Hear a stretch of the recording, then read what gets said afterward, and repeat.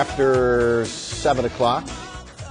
Ed Wallace, a lot of people had some real questions after and this is a huge car company that bought Land Rover a couple of years ago, but most people in this country had never heard of Tata Motors before. You know something, Tim? That's one of the best stories about Jaguar Land Rover. In fact, the Ford Motor Company owned Jaguar.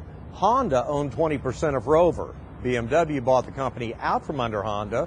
BMW ended up selling Rover to Ford, and nobody made any money with it. Everybody lost money. Then Tata Motors of India comes in.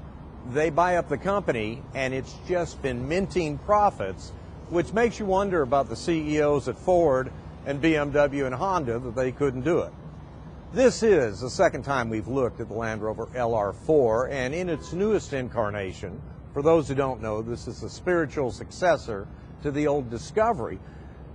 This time around, it's still softly sprung like the old Rovers. It comes with a very big engine, 5-liter, 375 horsepower, but let me tell you, that's not for acceleration, because if you think you're going to get up and fly in it, that's not going to happen.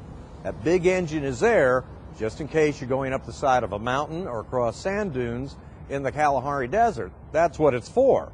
As a result, this one gets it's rated 12 in town, 17 highway. I was getting about 10 and maybe 16 in it. That's the one thing I would change about this vehicle. I'd put a much bigger gas tank in it. That being said, when you get to the interior, the Ford Motor Company, to their everlasting credit at Jaguar and Land Rover, they are the ones who actually improve the quality of these companies. For, I guess, about 8 or 9 years now, I have not been in a Jag or Land Rover that had anything break on it. And back in the 90s when we reviewed them, I couldn't go a week without something breaking. Air conditioner, the best point of this vehicle for an SUV. It is so cold, I could not put the thermostat on low and turn the fan speed past 2, or you would get a sinus headache from the cold air hitting you in the face. That's remarkable. Radio, above average. Comfort, it's wonderful. It's that soft British leather. It's very quiet when you go to drive it. And it's got plenty of room for 5 people. I'm going to bet 6 feet in the first 2 rows. Like most mid-size SUVs, everybody wants that 3rd row seat now, and so I've left these up in the back.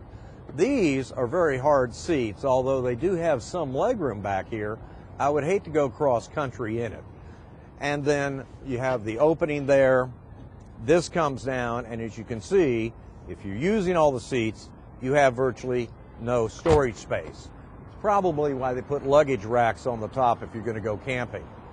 The base price on the LR4 that we're looking at here is just under $50,000. This one with navigation and everything is $59,000. The last time I reviewed it, I said it's still so soft if you have to do an emergency maneuver. It has a tendency to lean a little bit. This one still does that. But for whatever reason, from 5 or 6 years ago when we looked at it, the improvements have actually made this a pretty good Rover. And with a Range Rover way up in price now, I'm seeing more and more of these on the road. With that, y'all have a good weekend. So like a $60,000. So I was just checking, just for curiosity, I was looking on the Tata Motors, and what do they sell over in India? They've got a little car over there called the Nano. You're probably familiar with, Ed. It's about the size of Prisbill's purse. I wonder if it's as heavy.